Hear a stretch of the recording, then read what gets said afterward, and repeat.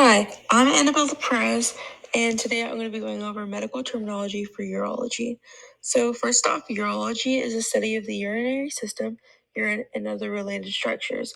Also known as the excretory system, the urinary system eliminates metabolic waste by forming and excreting urine, while supporting the cardiovascular system and maintaining blood pressure and proper blood composition. So the following slides are going to contain 20 terms. The first term is going to be glomerulonephritis. It's an infection and inflammation of the kidneys glomeruli that usually follows a strep or viral infection. The immune system forms antigen-antibody complexes that block the glomerular capillaries, reducing urine output. The treatment would be antibiotics for bacterial infection. Hydronephrosis is a condition where urine builds up, causing swelling in the renal pelvis, calluses, or ureter. It results from a blockage such as a blood clot, infection, or kidney stone. Cholestasis affects only the calluses, while hydroureter affects only the ureter. Treatment would be addressing the underlying cause. Nephrolithiasis is the development of kidney stones, also called calculi, in the urinary system known as calculogenesis. It causes sharp flank pain on the affected side as the stone travels through the ureter or bladder. Its rough surface irritates the lining, leading to renal colic, often accompanied by nausea, vomiting, and blood in the urine. Kidney stones can range from tiny to large masses that block the ureter or fill the renal pelvis. People with gout, diabetes, or a family history of kidney stones are at higher risk.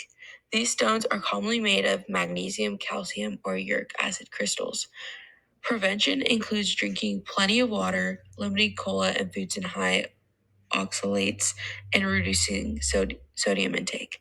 Treatment may involve straining the urine to collect stones that pass naturally, or using procedures such as lithotripsy or stone basketing to remove larger stones. Now, nephrotosis is a kidney that is positioned lower than normal.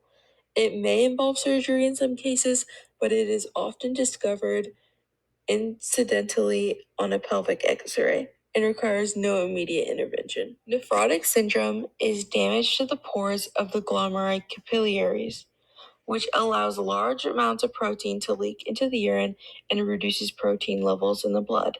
This alters blood osmotic pressure, causing fluid to accumulate in the tissues, leading to swelling in the extremities and in the abdominal cavity. Treatment includes diuretics to reduce edema and addressing the underlying cause. Polycystic kidney disease is a hereditary condition in which cysts form in the kidneys. This progressive disease gradually destroys nephrons, eventually leading to kidney failure. Early stages often show few symptoms and may go undetected until enlarged kidneys are noticed during the physical exam. Treatment includes dialysis or kidney transplantation. Pyelonephritis is an infection and inflammation of the kidney's renal pelvis. It usually occurs when a bacterial infection from the bladder travels up the uterus to the kidneys. Treatment involves antibiotics. Renal cell cancer is a cancerous tumor that starts in the epithelial cells lining the nephron tubules. In children, Wilms tumor arises from leftover embryonal cells in the kidney. Treatment would be surgery to remove the kidney, radiation therapy, or chemotherapy. As for renal failure, it's a condition in which the kidneys gradually or suddenly lose the ability to produce urine. The treatment would be addressing the underlying cause, or ESRD is managed with dialysis or kidney transplantation. Uremia, it's a toxic buildup of urea in the blood due to kidney failure. Treatment would be renal dialysis. Now onto urinary tract infection, also known as a UTI. It's a bacterial infection anywhere in the urinary tract, most commonly caused by E. coli. Women are more prone because of the short urethra and its proximity to the anus. UTIs can affect the urethra, bladder, or kidney pelvis, and the treatment would be antibiotics. Bladder cancer is a cancerous tumor that develops in the epithelial cells lining the bladder, most commonly in men over 60. Blood in the urine is often the first symptom, and the treatment would be transurethral resection of the tumor, surgical removal of the bladder, radiation therapy, or intravesical chemotherapy delivered through a catheter. Cystitis is an infection or inflammation of the bladder, often caused by bacteria traveling up the urethra. Women are more susceptible due to the shorter length of the urethra. Cases can show irritation, inflammation, and hemorrhage of the bladder lining. Treatment would be antibiotics, pain relief, and antispasmodic drugs. Cystocele is a hernia in which the bladder bulges through a weakness in the vaginal or rectal wall, trapping urine in the hernia. The treatment would be surgical repair if necessary. Incontinence is the inability to voluntarily control urination.